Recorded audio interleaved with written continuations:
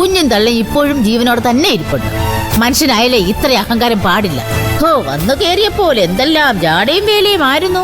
ലോകത്തെങ്ങുമില്ലാത്ത Chinese food, soup, കോപ്പ്, എന്തൊക്കെ ബഹളങ്ങളായിരുന്നു. എന്നിട്ട് ഇതെല്ലാം കഴിച്ചിട്ടും ആ കൊച്ചിന്റെ ജീവൻ മാത്രം നിലനിർത്താൻ നിങ്ങളെ കൊണ്ട് പറ്റിയില്ലല്ലോ.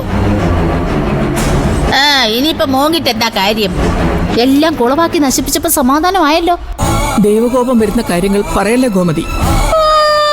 കുഞ്ഞുങ്ങൾ ഭൂമിയിൽ ജനിക്കുന്നതും ജീവനോടെ ഇരിക്കുന്നതും ആരുടെയും മിടുക്കൊന്നുമല്ല. എല്ലാം അവിടുന്ന് നേരത്തെ തീരുമാനിച്ചു വെച്ചിരിക്കുന്ന കാര്യങ്ങളാ. മനുഷ്യന് അതിലൊന്നും ചെയ്യാൻ പറ്റില്ല. ഒരു ദുരന്തത്തെ ദയവ് ചെയ്ത് ആഘോഷമാക്കരുത്. എന്നോടിത് പറഞ്ഞത് ഞാൻ സഹിച്ചു.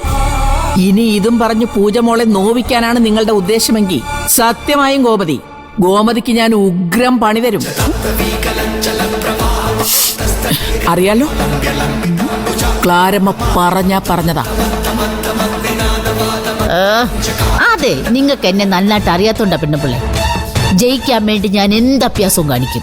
ഏതറ്റം വരെ വേണമെങ്കിൽ പോവുകയും ചെയ്യും. നിങ്ങൾക്ക് ചെമ്പകശ്ശേരിയിൽ ആകെ ഉണ്ടായിരുന്ന പിടിവള്ളി ആ കൊച്ചായിരുന്നു.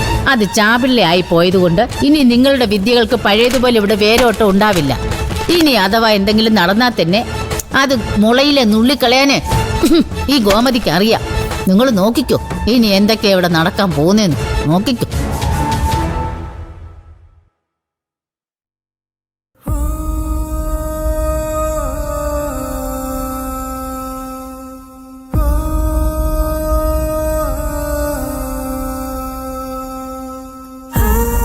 മോളെ,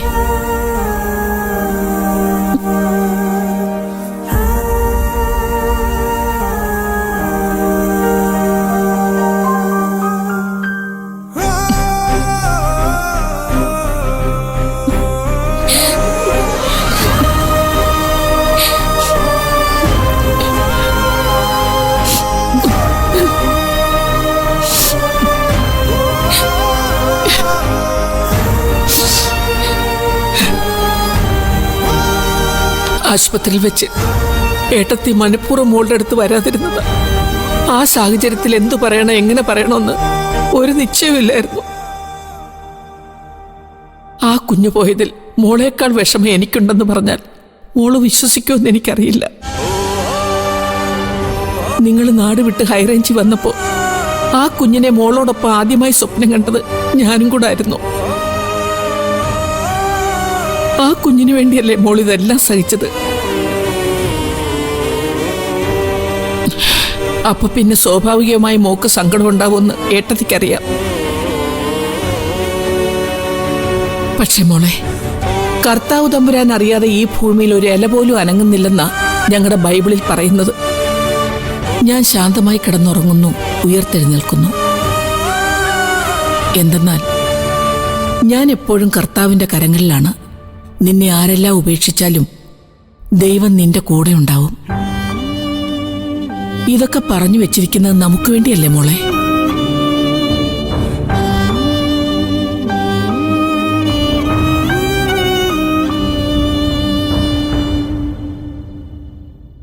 മോളെന്താ ഒന്ന് കരയുക പോലും ചെയ്യാത്തത്?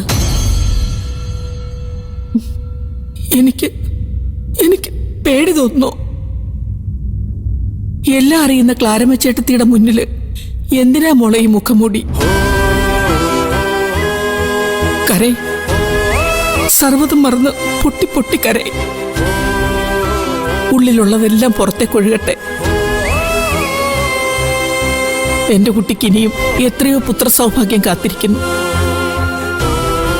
ഞങ്ങളുടെ ബൈബിളിൽ പഴയ നിയമത്തിൽ എബ്രഹാമിന്റെ സാറയുടെ ഒരു കഥ പറയുന്നുണ്ട്.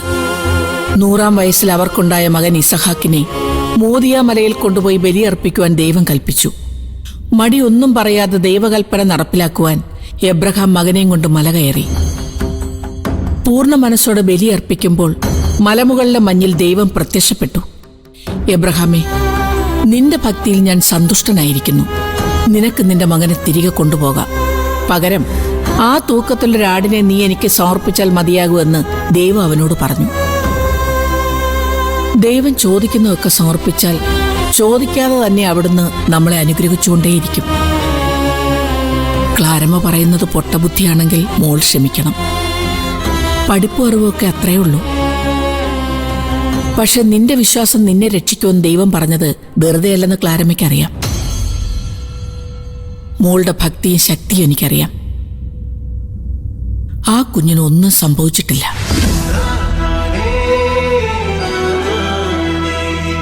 അതേ ആത്മാവിനെ അതിലും ശക്തിയോടെയും നന്മയോടെയും മോൾക്ക് തന്നെ ദൈവം തമ്പുരാൻ തിരിച്ചു തരും.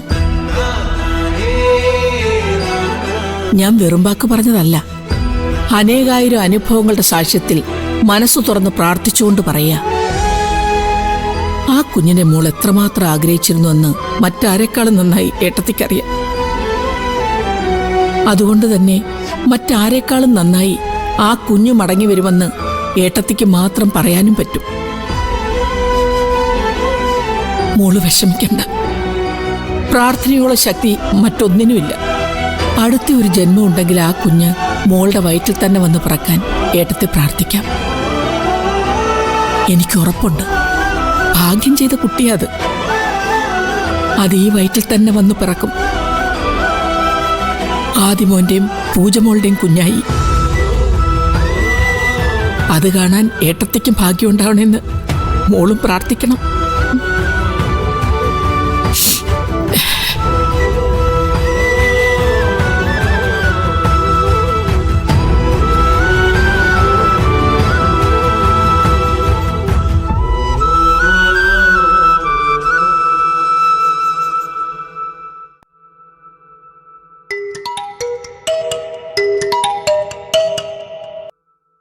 Hello, good morning sir.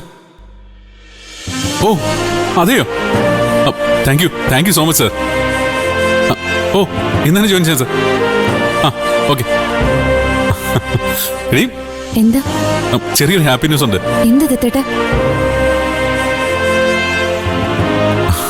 അത്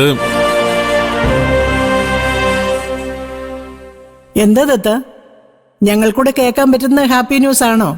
അതെല്ലോ, എനിക്ക് വീണ്ടും ഇവിടേക്ക് ട്രാൻസ്ഫർ ആയി. ആഹാ, ഇത് ചെറിയ ഹാപ്പി ന്യൂസ് അല്ലല്ലോ, ബ്രേക്കിംഗ് ന്യൂസ് ആണല്ലോ.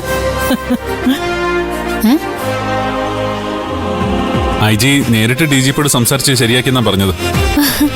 ശരിയാക്കും, എല്ലാം ശരിയാക്കും. ഇത് മാത്രമല്ല, ഇനി ഇവിടെ നടക്കാൻ പോകുന്ന എല്ലാ കാര്യങ്ങളും സന്തോഷമുള്ളതായിരിക്കും. ഈ കുഞ്ഞിന്റെ വരവേ സർവ്വ ഐശ്വര്യങ്ങളും കൊണ്ടാ. ഇത് നമുക്കങ്ങ് ആഘോഷമാക്കണ്ടേ സാറേ? എന്താ സംശയം? എല്ലാം ഗോമതി വെച്ചിട്ട് ഔചിത്യം പോലെ നടക്കട്ടെ. ഗോമതി കടലപ്പായസം ആക്കിയാലേ? അയ്യോ, ഇത്രയും വലിയൊരു കാര്യം ഇവിടെ നടക്കുമ്പോ കടലപ്പായസത്തിൽ ഒതുക്കുന്നത് തീരെ ശരിയല്ല.